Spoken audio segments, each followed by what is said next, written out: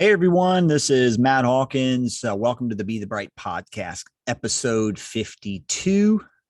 Um, I'm back, and I wanted to give everybody as much of a detailed rundown on the Blue Ridge Parkway Skyline full pull from a week and a half ago, and some bike packing, lessons learned from that trip.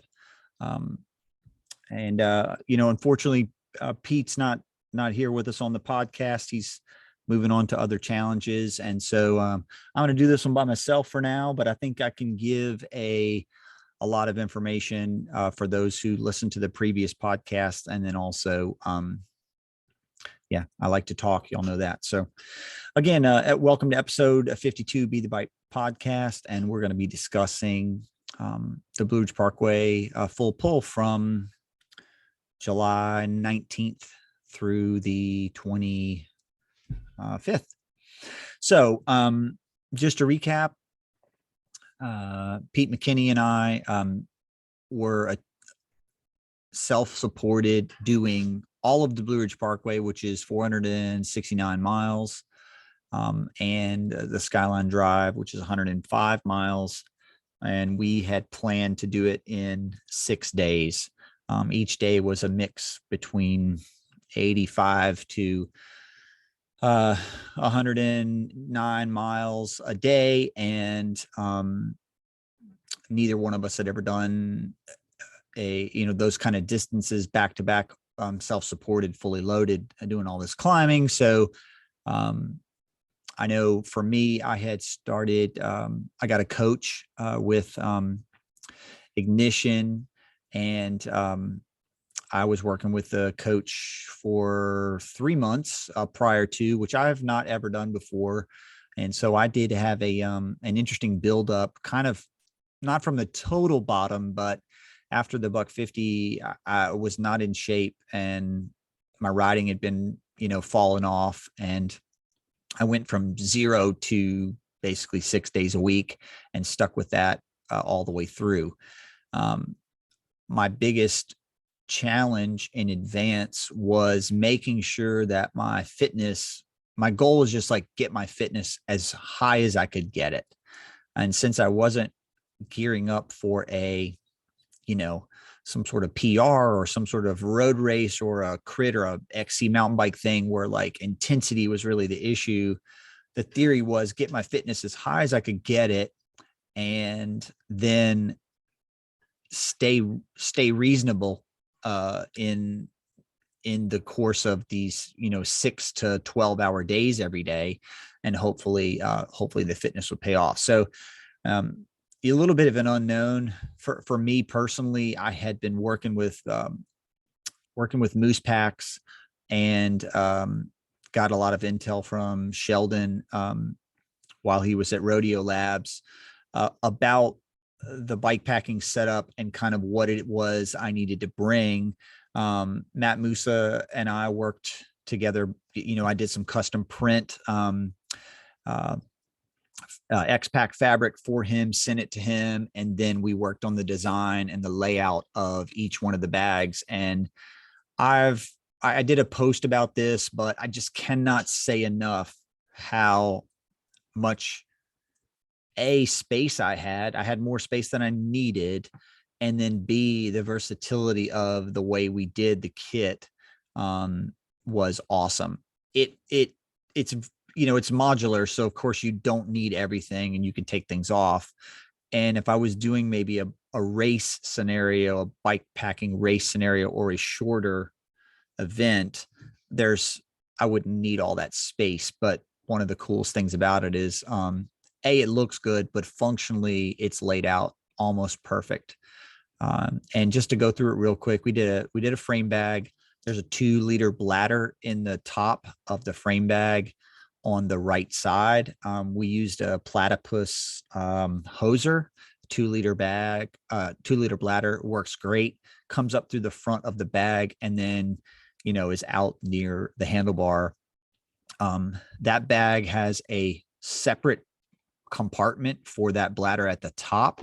And then the bottom triangle has a space, open space that's 2 inches wide or something like that. So plenty of room for, like, I put fuel in there, stove fuel, the stove, a spork, extra food, things like oatmeal and things like that, that I knew I needed to keep dry, but also wasn't going to come out very much except for breakfast, coffee, things like that were on that side. On the left side of the bag was essentially a very large open sleeve. And that's where I put like the freeze dried meals that we brought and extra food, extra electrolyte mixes, things that weren't in the top two bag, but like, they stayed in that frame bag. That's how the frame bag was full up. The top tube bag is a full top tube bag, which nobody really sells this, but we custom built it. So it goes from the stem to the seat post. It's massive. It swallows like everything. I can fit my full giant iPhone in there,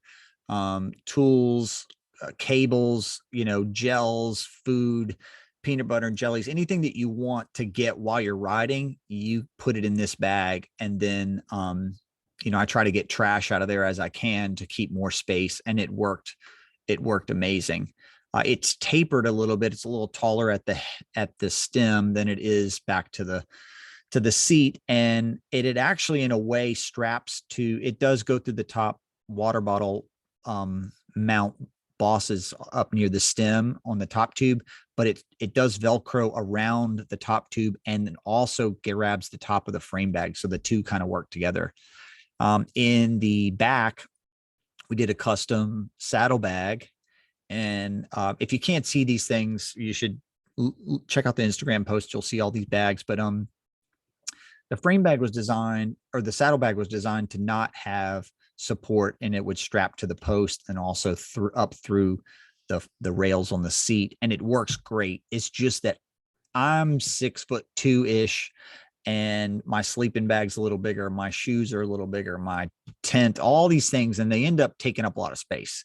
And so when I stuck my tent and et cetera back there, not only did it fit, but the bag weaved a lot. It swings and sways. And so one last minute addition, because Steven from Rodeo Labs has been influencing hard on this, and for good reason. I got the tail fin carbon rack that also attaches on the donkey. It attaches to the back of the seat stay at the down near the axle, and it works flawlessly. It weighs nothing. And I basically just took the seat bag and strapped it to that and the seat post. So it eliminated the sway and also let me like stick the thing out the back like it was a piece of lumber if I needed to. And I could shift weight around accordingly. And it just worked out flawlessly. I took a pair of Birkenstock, I can't remember what they're called. They're called ARs or something like that, but they're basically like the neoprene, or all plastic waterproof version. And I just volet strapped those to the vertical carbon part of the tail fin rack. And that solved my problem of like, I have a size 13 shoe. I don't know where to put it. And it worked out perfect back there. And it was easy for me to get them. It's like the first thing I took off the bike when I get somewhere, because you want to get out of your shoes and just chill. So in the front, I had wide foot cages on the spork. They're an open cage, and it's just basically like, honestly, it's like a volet mount for strapping a bag to there. We basically built 2 dry bags, open roll top dry bags that were, I had like things like chamois cream, medical kit, extra food, and my clothes that I was going to wear. I brought basically a pair of Chubbies lined swim trunks, so I didn't have to wear underwear. I just threw on that solved one piece. And then I had merino cutaway short sleeve shirt. The weather, we checked the weather. We knew we probably weren't going to ride in the rain, and it was going to be warm. So I didn't bring like a puffy or any long pant, nothing like that. We just winged it. We knew if it rained, it was going to be 80 degrees and we'd be fine. And so the only other pieces of clothing that were put in there was I did run 2 cargo bibs, and I ran a Nova Pro, or what we call the Highline Arsenal jersey that's white. And then I had a pair of a second pair of wool blend socks. So we both ran double gaps, and those are baller. I'll talk about those in a little bit. So that's the only clothing that we actually had. I did have a Rafa. Rafa made this. They don't make it anymore, but they made this super ultralight packable shell. And I brought it because if it was cold at all, like in the morning or at night or at the camp or anything, or if for some reason we were cold on a descent or whatever, this thing just like, it takes up no space, but you can throw it on and it'll save your hide, but it really doesn't take up anything. So I had that along. The last 3 things are about the bags. Is like, I had a front roll bag, which is a pretty big roll bag. And in the saddlebag in the back, I had the tent, a Big Agnes. Mine is a copper spur. So Big Agnes copper spur, 1-person tent and fly. And then I also have a footprint. So those 3 items. I had a Big Agnes insulated axle AXL pad, and 2 axle pillows. They're actually very small. The reason there's 2 is like, I do sleep on my side and I have to have something in between my 2 knees, or like I would just stay up all night. So it's just enough where I bring those 2 things, and it's not a great night's sleep, but it's pretty good. And the sleeping bag was actually in the front. So in the front roll. And that sleeping bag, I think it's called the Lost Dog from Big Agnes. It's the warmer bag, like the warmer temperature bag, because we knew it was going to be hot. And the nice thing is this is part of the sleep system from Big Agnes. So it has like a mesh back that attaches to your sleeping pad. And I highly recommend that if you can get it, because it keeps the pad from slipping away from your sleeping bag while you're in it. And I'll talk a little bit more about the sleeping setup as we go. But so that was in that front bag. It was basically the sleeping pad and the sleeping bag. And then in the back was the tent and my bibs and some other pieces of clothing in the back. So the only other 2 things we had was I had 2, everybody calls them something different, but 2 of those little bags up near on the back side of the bar and to the left and right of the stem that you can put a water bottle or you can put other things in.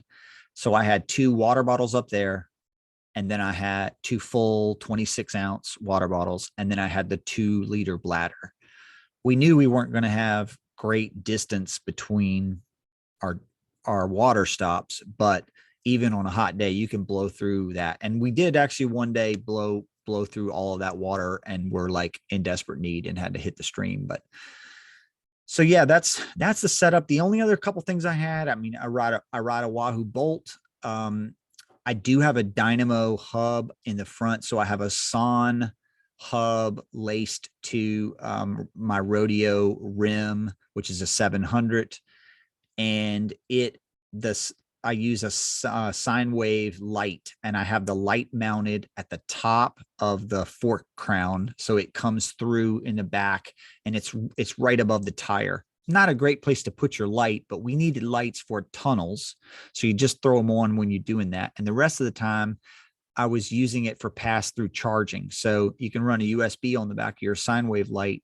And I had a battery pack, which is a baller battery pack. If you're on YouTube, you can see it. It's got a solar top. It's from BLAVOR, Blavor, and mine worked amazing. It saved me. I'll tell that story a couple times. But basically, I sat that and strapped it up on a volley strap on top of the roll bar bag on the front, and so it was constantly actively charging.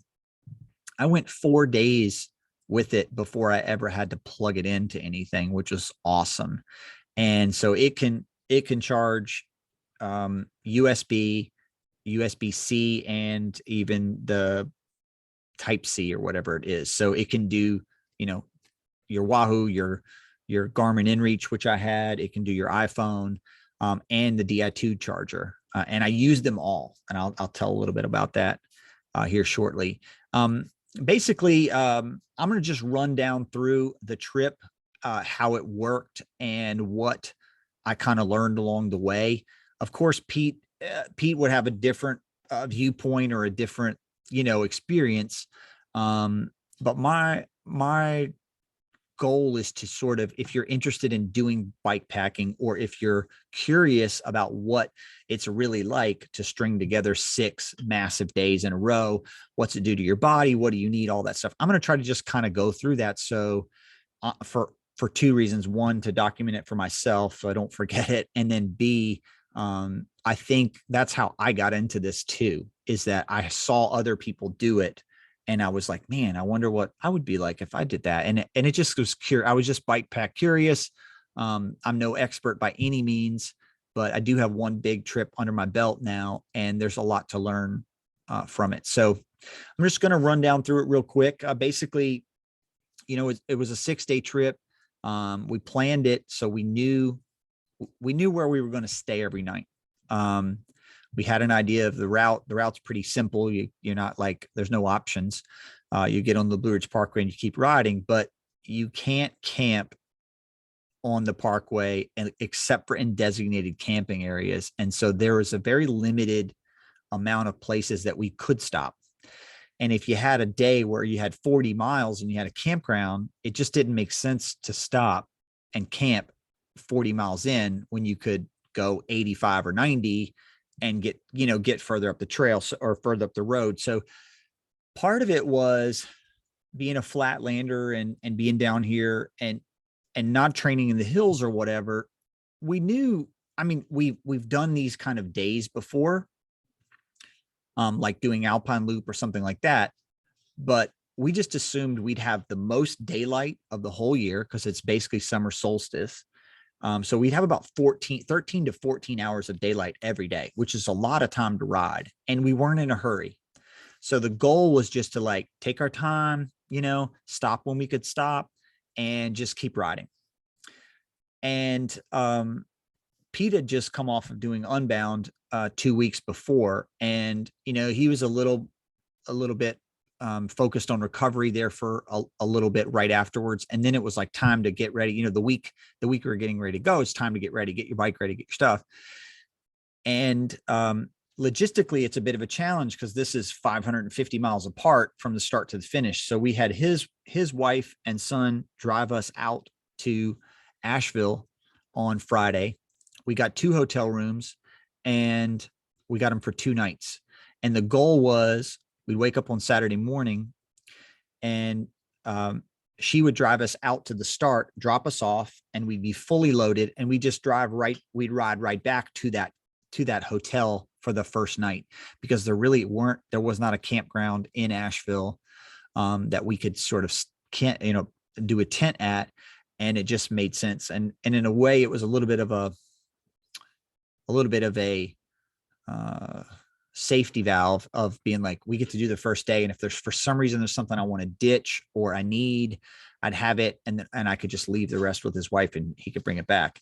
My family was up in Virginia when we got finished. And so we had a ride home, but that's the way the logistics works.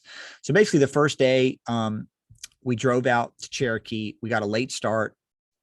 And we didn't start riding till like 10:45, almost 11, which was late. We figured like we weren't in a hurry. It was only 85 miles, we thought. And, we could do 85 miles in 7 hours, no problem. And we'd be fine.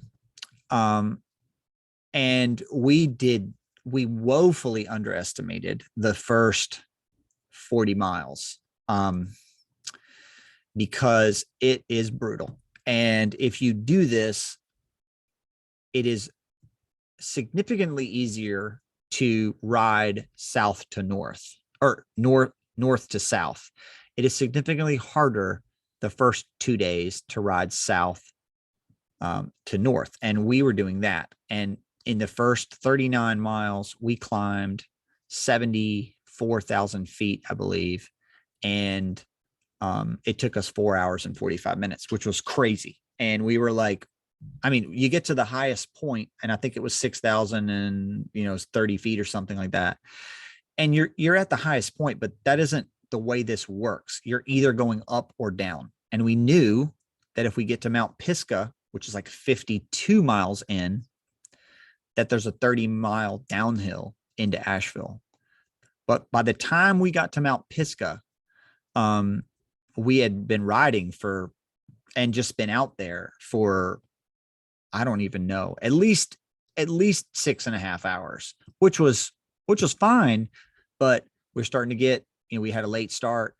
It was a lot. That was like a 10,000 feet of climbing in 52 miles. Like, it was brutal. And if you're familiar at all with the ratio of like the perfect ratio of, 100 feet per mile and getting basically 1,000 feet in 10 miles, we were doubling that. And we were doubling that in a way that is like, just to say, like, it's not steep. If you have a steep, you can get a lot of elevation if it's steep and it's hard, but this was like 4 to 7%, but it went forever. And so, well, and we were fine. We were fresh. We felt good. One thing that I did very immediately when we started was I felt myself riding too hard, and I felt great, but I was doing, just to say, like, I was doing like 270, 280. And I felt fine, but I was like, there's no way I can do 270 or 280 for, 8 hours. I don't have that. I'm not that guy. And I backed it down and I said, okay, like, I can ride 230 to 250 on a climb. I can do that all day, because I thought the first climb was going to take 20 minutes. I didn't know it was going to be 4 hours and 45 minutes. So by the time we got to that first summit thing at that, 4 hours and 45 minutes in, I was convinced that I'd done the right thing. I was like, okay, like, I feel fine. I mean, it was hard, but I'm like, I just climbed for almost 5 hours. I tapped out a pretty good tempo. I felt good. And Pete and I were like climbing close to each other. He was a little bit in front of me, but we had this weird pattern where, like, he would kind of zoom ahead real quick and get, 30, 40 yards in front. And then we just kind of stay visually close for the next hour. And we weren't really like, he wasn't really dropping me. I wasn't like trying to chase him. I was like Chris Frooming my power meter and just being like, this is working. This is working. I feel fine. And it did work. By the time we got finished with the first day, it was pretty late. It was almost 7:15. And I was pretty tired. I felt like we were rushing. I really felt like we rushed that first day. There's a couple reasons for that. One, we didn't really know the terrain. Two, we had dinner kind of planned, and we were pushing it back, but like, there was just this sense of like, we had to hurry up. And from daylight to all these things. And it wasn't, it's because it's the first day, you're not even really aware of those feelings, but they were there. I really genuinely felt like for hours on end, there was just this like almost manic desire to like go. And I wasn't even going faster. It wasn't like I was, speeding up, but there was just this sense of this pressure to like get finished, which was very weird. But it all washed away. We went to dinner. We stayed in that hotel. Everything was good. We got up the next morning kind of early. We knew we had to get on the road and do our thing. And we had some breakfast at the little Waffle House that was right beside us. And we were literally we were right beside the parkway. So we get out on the parkway. We know we got to climb Mount Mitchell. But that first day, just to give you some stats, 89 miles, 10,500 feet of climbing, and took us 7 hours and 10 minutes.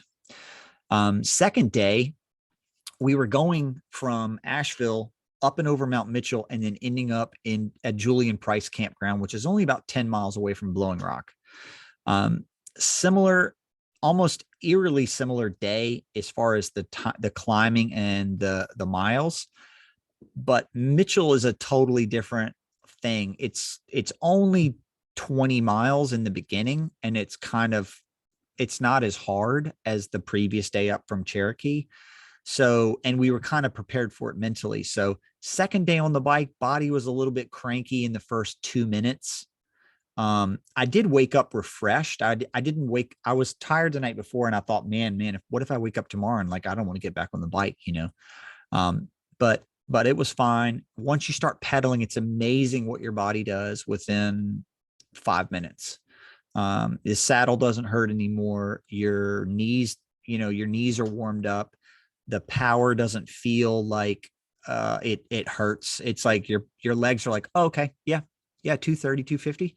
I can do this every climb. And you just tap, tap, tap, tap, tap, and you can just keep going. So we did have a good day that second day. We went up and over Mitchell, and that was interesting. I mean, it was Father's Day, and I think if we went back and played it into our heads, like we got passed by an unreal amount of cars and motorcycles that day. It was just crazy. You don't have to get over or do anything. You're just riding where you're riding, and they go around you.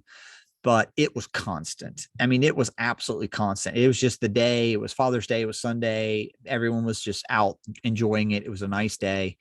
But it did get to the point where we were like, man, I can't wait till we're on the other side of this and we don't have all these folks here. We did stop at the top. Before you get to Mitchell, there's a visitor center. We were able to get like Snickers and something there, like water or whatever. I can't remember. And then we were up and over Mitchell. It was warmer that day, and we ended up powering through to get to Little Switzerland to eat. When we rolled into Little Switzerland, part of our rules were like we were going to stop any chance we could and get some food. And honestly, for whatever reason, and it is what it is. Sometimes you feel like you can't wait, and we had to wait like 20 minutes to get a table. We just bailed, and we went over to like the little ice cream shop, and we walked in there, and it was like back to the convenience store kind of vibe. We got a Snickers, we got a ginger ale, we got a sweet tea, we got something else. I can't remember. Oh, I got like some M&Ms and peanuts mix thing. And then they had these 2 hot dogs on rollers sitting there. And honestly, like when you're hungry, I mean, that was like a gourmet meal, I guess. I don't know. I was like, hey, let's get those last 2 hot dogs. And that's what we end up eating. It did hit the spot. I do kind of regret, in a way, not waiting the other 15 minutes and getting the table and getting a really good meal. But again, I think this was part of this feeling of like you were rushing. That the day that we had planned all the time was a little bit not, I wouldn't say it was like ambitious, but just like there wasn't a whole lot of room for error. If if you stop for somewhere for 2 hours, you might run the risk of getting to your campsite in the dark. And so we did feel like we were kind of hustling. We got done with Little Switzerland, and we rolled to Julian Price. And from Little Switzerland to Julian Price, one of the raddest parts is you're going over the viaduct area and stuff there, and it's baller. You may have seen some of those pictures, but these are these bridges that go out and around the ridge, instead of the rest of the parkway down towards Asheville. They're basically bored a tunnel through the ridge and to keep the road going straight. These kind of come out, and they're really cool. And so we got to roll all that.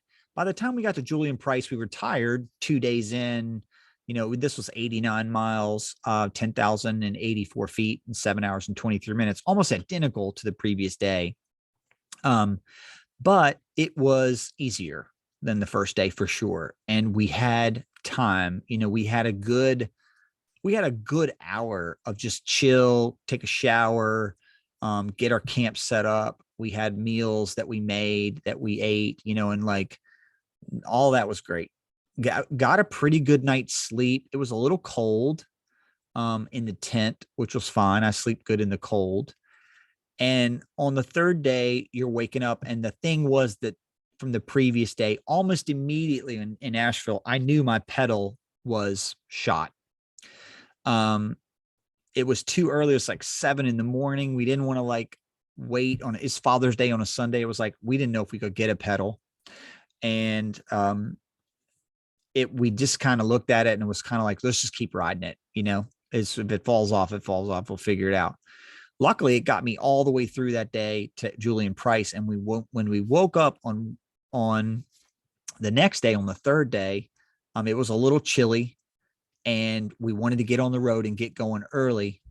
And so we did. We got up a little earlier. We rolled out. We rode for like the first 10 miles and my pedal was just junk. I mean, the bearings were just falling out of the thing. It was just shot. And just as fate would have it, and these are the kind of things that happen, I think, when you don't really know what to expect and these things happen. But we were like 1 mile away from Blowing Rock. And so it was 8 o'clock in the morning, I think, on a Monday. I was like, man, I don't know if a bike shop's going to be open. We looked, and Roadie Bicycle Outfitters was opening at 10. And so, we made lemonade out of it. We like rolled into Blowing Rock. We hit up a coffee shop. We hung out there for a little while. Wi-Fi's been, hard to find. So we had Wi-Fi, we had espresso and a little snack. And then we went across the street to some little bougie grocery store. We had some things there. We're just killing time. And then when we rode back down to Roadie, I realized, I'm like, I know this shop. And I realized that Brian, who owns the shop, was one of the first people I met back at the Asheville Cross Nats in 2016 when we were starting. And, he'd been a dealer for a little while. And so like, it was just cool that like, I kind of know this person, or I had known him.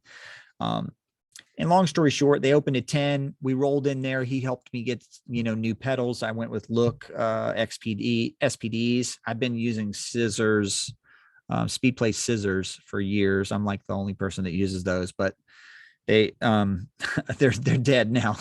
So I'm an SPD guy. The pedals worked great. He hooked us up, lubed them up, put them on, all that stuff. I got the shoes swapped over with the cleats and we rolled. I felt a lot better about it. So we had this 2-hour delay, and immediately we knew that we weren't in trouble, but this was a long day for us because there were 2 detours. The first detour came up right away and we hit it. And as soon as we took the detour, we were at this diner, and it's called the Blue Ridge Diner of all things. And we rolled in there. It was like, I don't know, it was like 11 o'clock. And neither one of us are really hungry yet because we had done all this snacking back at Blowing Rock. But it was the cheeseburger I was talking about before. They had it. I got a cheeseburger. It was baller. And it just hit the spot. I mean, and when you're out there doing this for 7, 8, 10 hours, and you don't eat a regular meal, just having anything regular meal is huge. So it was credible. It was delicious. We got back on the road. We hit another detour that really took us through, I guess it's up and around Boone is what it is, if I remember correctly. And it really put us out of the way, where these 2 detours ended up adding not only miles to our trip for the day, but time. We rolled into Fancy Gap. So we went from Julian Price Campground down near Blowing Rock up to Fancy Gap in Virginia on day 3. It was 105 miles, only 8,600 feet of climbing, but it took us 7 hours and 15 minutes. It was weirdly hard in the last 20 miles or so. We knew we were going to maybe not have a great dinner waiting for us, and we were getting close to dark when we rolled into Fancy Gap Campground. There's Fancy Gap Campground, and then there's a Fancy Gap KOA campground. We stayed at the Fancy Gap Campground, and it was good. They had a great little store, and we were able to get some, like some ice cream bars and some things that just you don't expect, and that was helpful. So we cooked our second meal in a row, and I've been using Refuel is what it is. Refuel freeze-dried stuff, and it's really good. I like it. Pete was eating a Mountain House, and both of our meals, we had different ones every night. Both of us were happy with them. They are filling. I could have eaten more, of course, but as far as like when you have to make something and it takes you 10 minutes to make it, just boiling some water, like it's pretty baller of a setup. So kudos to um, those little stoves and being able to make coffee and oatmeal and these meals very easily on the road. It's a great way. The meals are kind of big though, so we both only brought two, knowing that we would we had 3 nights we were camping. That third night we were going to have to source something, and then B, we'd have to maybe find something along the way that we then put in our pack, that we would make. So it wasn't a huge gamble, and it actually played out. But Fancy Gap, in Virginia, we stayed. The campsite wasn't great. We didn't get a great night's sleep there, but everything's considering, they had a bathhouse. We were able to take showers again. All that's huge, and we woke up on day 4 and we knew we were headed to Roanoke. And Roanoke, we knew we were going to stay in a hotel, and we knew we were going to have dinner, a real dinner. And so we were kind of excited about it. It seemed like the easiest day on paper. And it was probably about 85 miles away, but we knew there's this huge detour around the city of Roanoke because part of the road had the hillside had failed, and it's going to be like a 2-year project to fix it. And we didn't really know where the detour was going, but we knew it was about a 20-mile detour. And anytime you get off the parkway on a detour, we found they're great for motorcycles and cars, but they're horrible for bikes. And we found that out the hard way. The day 4 from Fancy Gap to Roanoke was probably the least Vista-like ride. It is rolling hills through farms, and it's beautiful. It was hay, it's like the week where everybody like bales hay, and so everybody was baling hay. It was gorgeous. It reminded me a lot of home, and kind of that vibe, but you're not up on the ridge like looking over overlooks all the time. It was very much so like rolling hills. You're still at a decent elevation, but it's a totally different feel. And it was hot. It was very hot. We knew it was going to be warm. And by the time we got to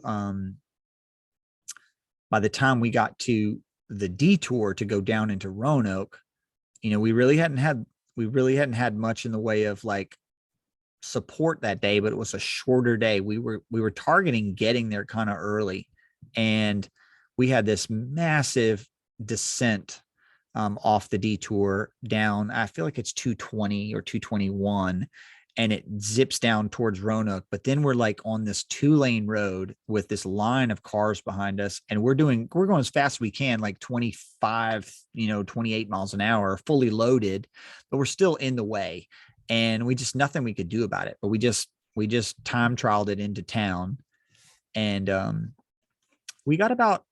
We found a back way once it really got traffic. We found like a bike friendly. We looked on Google Maps, found like a bike friendly way to get to the hotel, and we took that. And my Di2 died. At this point, it had been 4 days, and it is a lot of shifting. But I had fully charged it, and I had the cable with me, and I was able to just like plug the cable into the battery pack and plug it into my junction boxes underneath of the stem. And I was plugged it in, and I was able to shift and keep riding. It was kind of rad. I was basically able to just passively charge it and then get back to the hotel. So we rolled in the hotel at 2:30 or something, which was kind of cool, way earlier than any other day we finished. And, showered, did our thing, met up with Greg from Press Merch, which does all of our like hats and t-shirts and stuff. And we went to dinner, we crushed a full bougie pizza and a bunch of stuff. And then we went and saw Press and hung out, and we were back in the hotel by like 8:30. We went up and saw the Mill Mountain Star, which was cool. I'd seen it, but I'd never been there. So it was nice to see all that. And it's nice to get a hotel room, get a shower, sleep in a bed, and just get a reprieve from the tent. I could have totally done another tent night and I would have been fine. But it was just a little luxury, and we kind of milked it. Honestly, when we woke up in the morning, so that day was 86 miles, 5,800 feet, and 5 hours and 36 minutes. When we woke up from the next day in Roanoke and we were headed to Montebello, we knew it was going to be a long day. And honestly, like, we had spent a little too much time like eating, being in the hotel, like riding around in Greg's car, going up to Mill Mountain, all these things, like just enough regular life stuff. Where when we woke up in the morning on that day 5, it took a little while when we were going through town to kind of like be like, okay, we're not staying in a hotel anymore. We're back on this grind. When you see these ride times, when you see 7 hours or whatever, it's more like 10 or even sometimes like 11, because this is not stop time. So if you have stop time, because you do stop at the top of climbs, you stop at visitor centers, you stop for lunch, those things add up. And we weren't really in a hurry, but it's a long time to be out on the bike. It's a long time to be sweating. It's a long time to be, just dealing with the elements, and it wears on you, and you get a little bit of hotel time. You feel almost rejuvenated in this weird way, like, okay, I'm done. But here we were back out there on Roanoke, and we knew we had a good pull to Montebello. This is when things got kind of interesting. Day 5, I mean, body felt fine. We did a bunch of climbing out of Roanoke, and we ended up getting to the top of Thundering Ridge. And if you've ever gone down there and done Paula Dahl's event and Storming Thunder Ridge or whatever, basically, like, you climb all the way up to this spot, but we were coming from the other way. And so we got to descend it. But by the time we got up there, it was really hot. And it was the hottest day of the trip for sure. And the problem is Thunder Ridge is up really high. When you get down to the bottom of it, it's 640 feet above sea level. And what we noticed, because we were up on the ridge all the time, is like, it is like 10 or 15 degrees cooler for sure. And you got a breeze, and it's like way easier to be grinding these miles out. When we came down Thunder Ridge, it was brutal hot down at the bottom. I mean, I wasn't looking at the temperature and stuff, but it was definitely in the 90s, and sun was boiling us, and there was no services, no water, no nothing. And if you get to 640 feet, one thing is for sure, you got to go back up, because there's not, that's the way this works. And so we knew we had to climb, and we were going to maybe meet Banjo coming out of Lexington on Route 60. And I looked and I saw, and I can't remember exactly off the top of my head, but I feel like it's 20 miles, maybe it's 25 miles away. And I knew it was all uphill. It had to be. And so that's what we did. We grinded that climb out. The heat was bearing on us. We were running out of water. And Banjo had texted and said, like, hey, he left his house, so, he'll be there. And we were really close. So honestly, like, I wouldn't have waited for him if it was going to be like a half an hour. But it was like 5 minutes. I was like, fine, we'll wait for him. So we sat there and waited. And I'm glad we did, because just seeing somebody, and then getting to, experience, we rode with them for 20, 25 miles or something. Just being able to be together for a little bit was something I really needed at that point.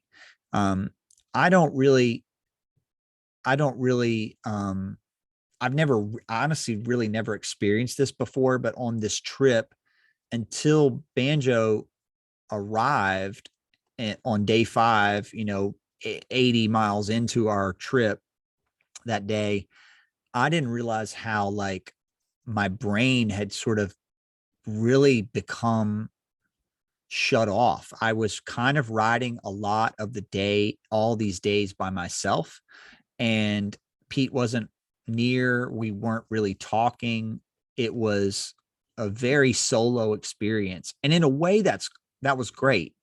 I think maybe, and I'm not speaking for Pete, but I think maybe more that's what he was wanting from his experience. And my experience was kind of like, I didn't know what to expect, but I talk a lot. I'm much more, verbal. about things, and just to spend that many days kind of by myself and with, I didn't even, it's not like I had things I wanted to say or had thoughts. I just was quiet. I was riding, I was doing my thing. My body felt great, but it's a lot of hours to be in that zone. And there's nothing in my life that puts me in that situation. And so this was kind of a new thing for me. And then when Banjo showed up and I had somebody there for 20 minutes, I was like euphorically happy to like be, with somebody that was like stoked to ride with us. And so it was just a weird experience. I didn't know that that's how I felt until he showed up. And I was like, whoa, this is weird. It's like I got really happy. And it's not that I was bummed out before. I was just like numb, I guess is the right word. It's just a physical response and maybe an emotional response to the physical demand of these days and just the way that we did it. It was a very interesting thing. He showed us where some water was. We were getting really, really thirsty. We did not have water. We found a stream, we filtered, that saved the day. And we knew we only had, 10 miles or something to Montebello. So Banjo turned off. Pete and I were, in good spirits and we knew that Montebello had a good like store. And so we rolled down there. They were still open. It was a baller store. We were like super excited. We bought everything we could get because this was the night we needed a meal. We didn't know what the campsite would be like, but when we rolled up to the campsite, we had all this food. We were ready to set up camp.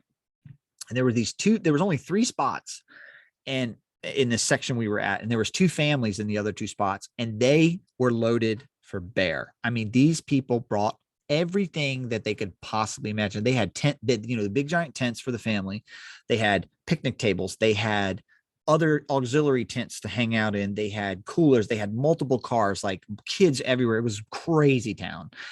And part of it was like, it was fine. But then we're just like dirty dirt bags. We went to shower. We set up our tents. We were eating our food. We're kind of out of it. And all of a sudden we had no cell service. And we know we only have one more day left. This is the last night. Some guy came around from the campground and was like, hey, like there's some really bad storms coming. And if something doesn't change, they're coming right over us. And I just wanted to let y'all know, just in case. And they were there. They had small kids and all this stuff. They packed up all this stuff and bolted. They rolled out. They left Pete and I up there, by ourselves, which was a blessing because we weren't going to have a whole bunch of crazy noise and stuff. But we just buckled down. We both have good Big Agnes tents. I mean, I guess the biggest fear is like a tree falls on you or something, but I mean, how are you going to prevent that? I don't know. So we took the things out of our bikes that we knew might get wet, that we didn't want to get wet. We laid our bikes kind of on our side just in case it got crazy windy. And I ended up sleeping like a baby. Between the rain, it got a little cooler. And we racked out early too, like 8 o'clock. It was still light out. And it was pouring raining and I was just gone. I just right to sleep, tired, fatigued for sure. But day 5 was 96 miles, basically 95 miles, 9,600 feet of climbing and 7 hours and a half. So it's a big day, big push, hot day. Great to spend 20 miles there with Banjo, which was rejuvenating and stuff. And we woke up the next day. It was the last day of the trip. But before that, I forgot to tell this part. We had this plan to do the last day, to do 133 miles. And part of it was we knew when we were planning this that if we stayed in Montebello, we could go all the way to the end of Skyline Drive. It'd be 133 miles. But my family is staying and has the house like basically at 85 miles in, which is the same distance that we'd already had. And if we were to ride all the way to the end of Skyline Drive, we were going to have to get somebody to come up there and pick us up. We didn't really know when. And 133 miles after we realized how hard it had been to do 85 to 100 every day would have been a push. So on the way to Montebello, we had half considered keep riding and go all the way to Loft Mountain, which would have been 140 miles on day 5. Because we were like, we can just do that. And then we'll have a short day on the last day. Well, it was so hot. We ran out of water, all these things, meeting up with Banjo. By the time we got to Montebello, we were like, we're done. We're good. And we rolled into that camp store. And I just looked at Pete and I was like, hey, tomorrow, if you just want to ride straight back to our house at 85 miles in the middle, it's right in the middle of Skyline Drive. I was like, I'm good with that. I'm totally fine with that. We both agreed upon it immediately with no discussion. And so when I woke up on the day 6, it's the last day, it was foggy. It was crazy. And it rained all night long. There was like road debris everywhere, all this stuff.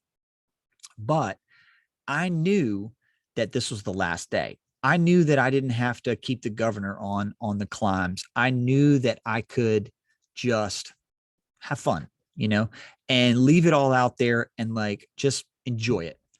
So I got up, I made a little video about, hey, we're going out of the thing, and we had to climb immediately up out of Montebello to get back to the Parkway.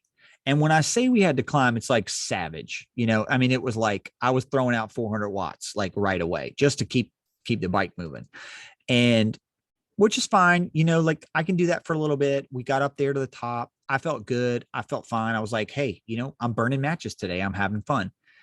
And almost immediately we found ourselves riding alone again. And I immediately got so bummed out. I was just sad. I mean, and I don't get that sad about things. And I was just bummed out. I'm like, man, it's the last day. It's day 6. It was like foggy. You couldn't see anything.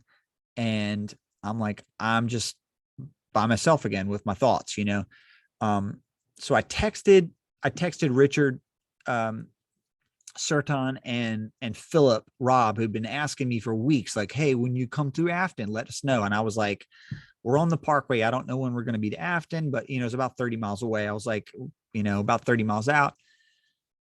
And I didn't know if they would show up or whatever, but by the time we rolled into Afton, after that first 30 miles, like we had basically finished. And when you get to Afton, you finish that's the end of the Parkway. So we were 469 miles in, kind of job done. We felt good.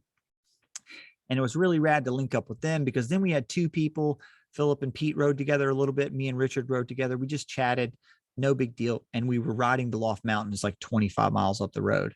So we rode with those guys for 25 miles. It was just awesome. It's just so nice to just like have that experience of just being with people, and just chatting with them. We got to the visitor center at Loft Mountain, and it was like, we were a little spent, we were probably we were 60 miles into the day at that point, maybe 55, but legs are shot. I've been goosing the climbs a little bit more than I had in the past. And like I was hunger knocking. I needed something. And Philip stayed with us. We ended up eating. We had some good stuff. And it was time to go. We said bye to Philip. He knew he had to go backwards. And we rolled out. And when I saw the sign that said that 33, which is where we were going, was 15 miles away. And I was like, oh yeah. Like I was so stoked. All the signs that we had seen for the whole Parkway were like the ridiculous ones. It would be like Roanoke, 260 miles. And you're like, why did you even show that? Why do you bum us out that it's 260 miles away? So to finally see something that was only 15 miles and we knew we'd be finished, I was just like euphoric. And so that last bit, and even I knew the last 6 miles of that was downhill. So I was just like pumped. I was so, like, I didn't think I wouldn't make it, but I felt really good every day. I had some periods where it was like, it was tough, because your body, I don't care who you are, you're 5-6 hours into a ride, your body starts to be like, bro, what are you doing? But I got through all that stuff fine, woke up every day pretty charged to ride, felt good. And it was just a really nice end to the ride. So we finished day 6, 76 miles, 6,200 feet of climbing, 5 hours and 28 minutes. And yeah, so I think all told it was 50, or 540 miles. So basically we did half of Skyline Drive at the end. We cut off the last 50 miles there, which we were fine with. And yeah, I mean, there's a lot to unpack about it. I certainly would answer any questions any people have, but I just wanted to touch real quick on what it's like for your body, and what you could look forward to or like kind of plan on in a way. Um, the Parkway is a very unique road. It's unlike anywhere else. It's always on the ridge of the Blue Ridge Mountains, so it's always going up or down, and it is normally high. It's, I wouldn't call it elevation, but it's like, regularly 2,500 feet up to 6,000 feet and back and down, up and down, up and down, up and down. It's kind of constant. There's very few bits of flat road, and it's a lot of climbing. Unlike some climbing that's steep, say over 7%, where it just requires maximum effort to just get up and over. These climbs are long, and the grade is such that you can't just like roll it like it's no big deal. But if you do, like I did, find your range that you can tap out all day, you can consistently do it, and your body expects it after a while, because it isn't like you have a 2-hour climb and then a 2-hour downhill. It's like 15 minutes up, 5 minutes down, 20 minutes up, 5 minutes down. Like that's the way that it works. You're constantly going up. And I'd never done anything like that before. I just certainly had a hard day. Like doing Alpine Loop is similar to like doing one of these days, but to do them 6 days in a row, what was fascinating is you'd wake up and it was like your body almost wanted to do it again, or just like was okay with it. I never woke up and was like, man, we got to ride another 90 miles, got to do this again all day. The thought never crossed my mind. It was like, once you get on the bike and you start pedaling, your body totally understands that that's what you're going to do, and it doesn't reject it. I was told this by other people that had done it.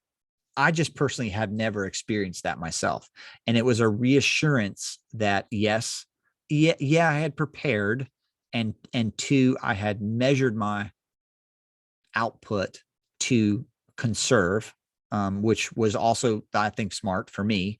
And then it just worked out. It just really worked out where I got through. I wasn't wrecked, like I was fine. I never had a cramp. It wasn't like I couldn't walk, and I've had plenty of rides where like I've cramped up towards the end of it, or afterwards I'm in the bed, like my legs are like, none of that happened. And it was awesome. I was expecting the worst in a way, or like, hey, I'll cross those bridges when I get there. But it worked out really good. I will say, like, lessons I learned, everything that I brought, and I did bring a lot of things, but everything I brought was used except for the medical kit, which is the one thing you don't want to use. And so in a way, I wouldn't have changed anything. The only thing that I maybe would have done different is I would have brought an extra meal. Just figured out a way to get it in there, knowing that, you're going to lighten your pack as you go along. That's the one thing. And if I were to do this again, I would probably, I tried to be like, we're going to camp and we're going to carry it all. And like, I don't know if that necessarily added to the experience. Just with the way that the Parkway is, the amount of distance we had to travel in between, and the lack of services and things to do and see and eat and whatever along the way. It was a long slog. And so I think that if I were to do it again, I would be more willing to credit card it and to carry less, ride a little bit out of the way, off the Parkway to get to a hotel or whatever, and do it that way rather than camp. The camping was fine. It's just that there's something about it that was just limiting, I think. And a lot of the people that we ran into that were also riding, they were hoteling it, and not because they were cheaping it, but it was hard the way we did it. Hard, long days, carrying a lot of weight you don't necessarily need to carry up a lot of hills. And the one thing I will say about the weight and the bike and whatever is like, I didn't notice it, not once. From the minute we started, I never really thought about my bike as being loaded. It was fine. I ran 32 Gravel King slicks on 700s. I didn't run the dynamo much. I ran it. I would flick it on in the tunnels, and I flicked it on when I needed juice. But in general, I was like, hey man, I need to save these 3 watts, and I rode very controlled. I'm not sure. I'd have to ask, I'd have to ask Pete from his perspective, but like, no lie, from the first pedal stroke in Cherokee, I was like, I'm saving matches. And I have a tendency to throw it all away right away, on climbs, because I assume I can power up them and I'll recover later.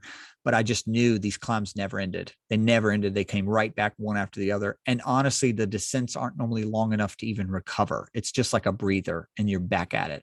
So I was like, man, if I'm going to climb all day, or at least for 5 hours of the 7, I better be ready to do the power output for 5 hours. And it worked. It worked for me great. I didn't feel like I was going slow. I wasn't like trying to do 200 watts, when for me, that would just be like, I would be going slow. This was like enough power to keep me rolling at a good clip, at a similar clip to what Pete was riding. And then also just, I just kept the governor on. I never let it go over 300. If it got to 260, 270, I was like, man, I got to shift gears. I got to get it down, get the cadence up.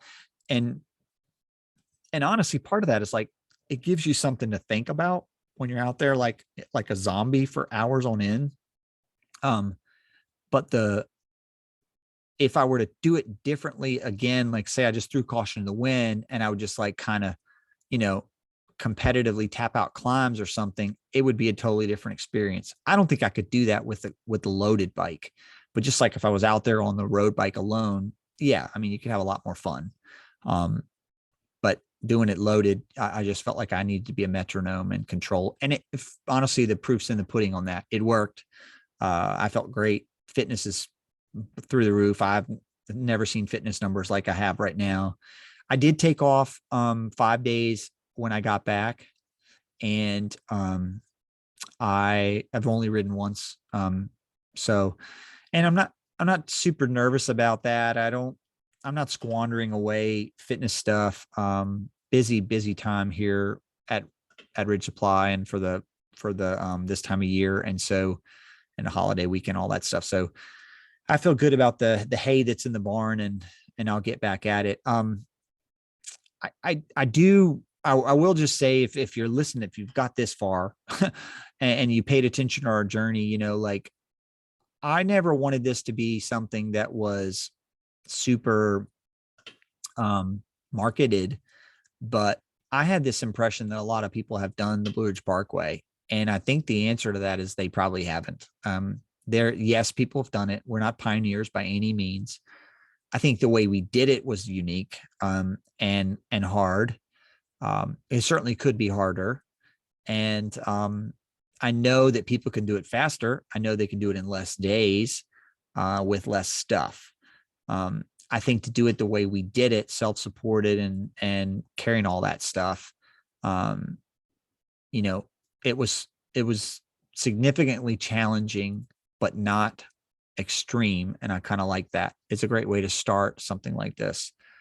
I don't feel invincible now that I've done it, but I do know that my body can ride long days repetitively and totally be okay with it. The only issue I had was a saddle sore, but that saddle sore, which is crazy, it didn't even actually bother me or even cause any issue when I was riding. It's something that happened post ride in the recovery time.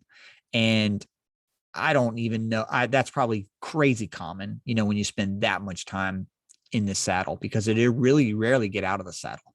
I did climb out of the saddle quite a bit to relieve pressure, just because you'd be sitting. I mean, you would sit for 8 hours straight on the saddle, and that's just too much pressure point. And so I would stand up when I could, relieve a little pressure, resettle down. But yeah, no issues at all with, the pedals, the cleats, nothing. Everything worked great. Knees were fine. My back, I couldn't believe my back was so good. So much climbing, so much stuff. My back was fine. And I'm like an old man. I'm 47. My back will give me trouble just thinking about it. And so, yeah, that was good. Nutrition wise, what I brought was I had Cliff bars. I had Cliff blocks that have caffeine in them. I had SIS, both caffeine gel and a non-caffeinated gel.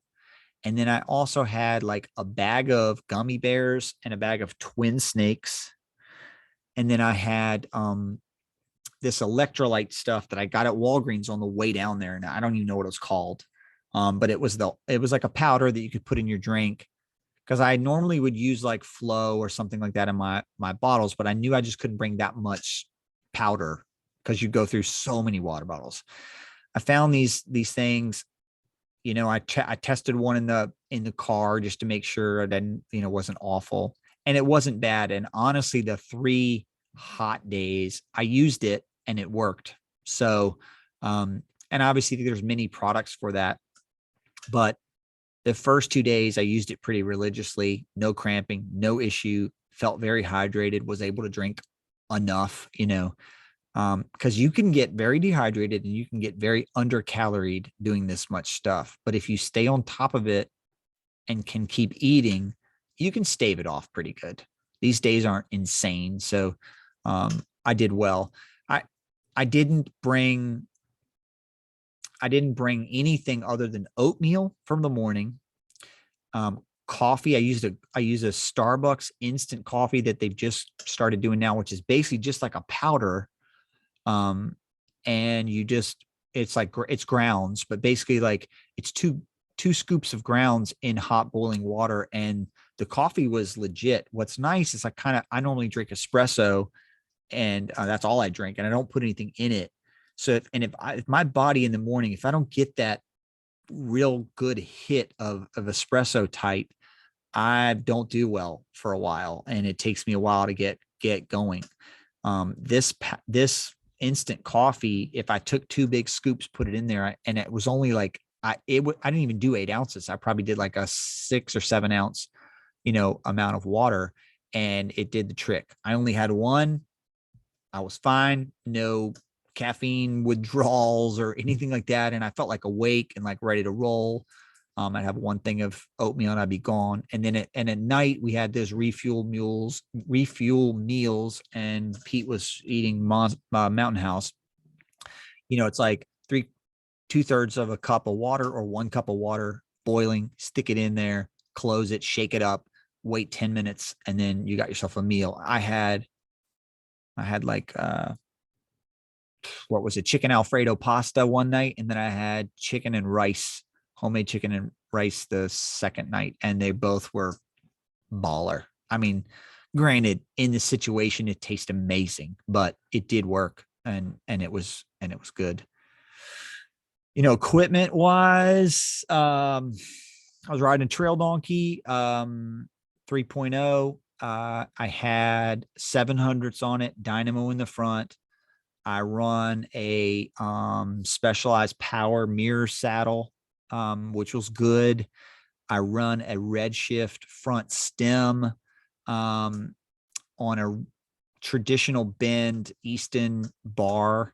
That was a little tight. With a bar bag in the front, a flare bar would have been a little bit better. I didn't have it. That was all right. I made do. The Redshift stem is something you don't notice, which is good, but especially when you have all that extra weight and everything up there. It was just a nice feature to have. I run the Redshift grips as well, which is also kind of an interesting mod. So the top of the handlebar has like a rubber grip underneath of the tape. That was really good for like, because when you bike pack, if you find a spot that's where you're going to be, and when you're climbing all the time, that's where I was just up on the top of the bar with my palms, and that came in great handy. I also use the grips down on the drops that are like a rubber grip, and that's good for when you just need a break and you can put your palm down there and just kind of rest in a new position. I did change position a lot. I never rode on the hoods or in the drops up where the brakes are and the shifting, unless I was descending. That's where I felt control. I felt good. I got locked in. We would descend between 35 and 40 miles an hour constantly, no brakes, every turn, almost every turn you can do without brakes.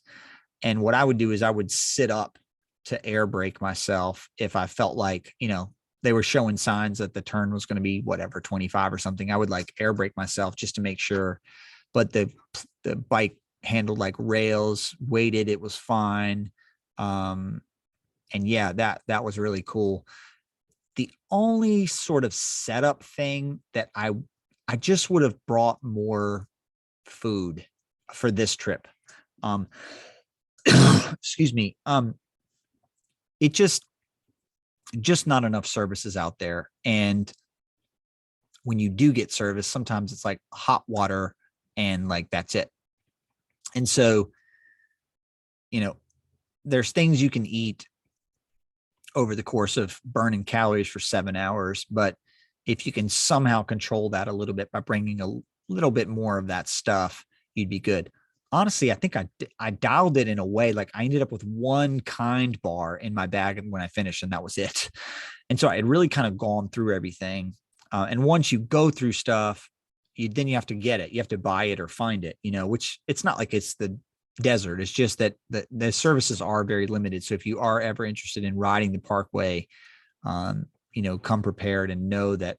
And this is when everything is open too, is when we did it. If you did it in April and things are closed, it's even worse. So, but yeah, I hope everybody's enjoyed following along. I'm sorry I'm long-winded and the minutiae there. I did want to document it and just say, it was pretty cool. Is it something I'll do again? Sure. I would probably not do it the same way as loaded down. I would do it less loaded and with more freedom to credit card it, take shorter days. Or if it was longer days, do it in a little bit bigger group.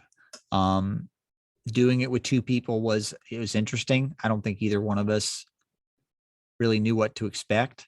And that was, in a way it was a challenge, just because anytime you put two people together, they got to find a common, pace or whatever. And we just consistently couldn't find that pace together. So we spent a lot of this 6 days riding solo. And a lot of times within eyesight of each other, it was just an interesting thing. I wasn't expecting that. I don't think he was either. But it is what it is. And if I were to do it again, and for me personally, I would prefer it to be more of a social experience, than it was. And I'd try, knowing how I am, I'd probably try to create that by making sure that, it had a little bit more of a party vibe than we got to hurry up and get where we're going kind of vibe. So that's my only kind of feedback there. And I hope that folks have enjoyed this journey. If you're interested in bike packing, you have any questions, or there's something we did or whatever, please reach out, let me know. As far as the packs are concerned, because some people have asked about that, those packs are not for sale. They are custom, fully custom bags. Moose packs can do fully custom things. But that is not necessarily what their business model is. It takes a lot of time and effort and energy to make something custom. And so if you're interested in that stuff, definitely reach out to me. I can put you in touch with them and get you some more information and see what they can do. And yeah, that's all we got here for episode 52. I appreciate everyone's listening. I've probably said that 4 times, and I look forward to getting us back to a more regular schedule here. Going to need to find a co-host and hopefully get some new folks on board for episode 53. Peace. Enjoy your July 4th, and we will be seeing you soon.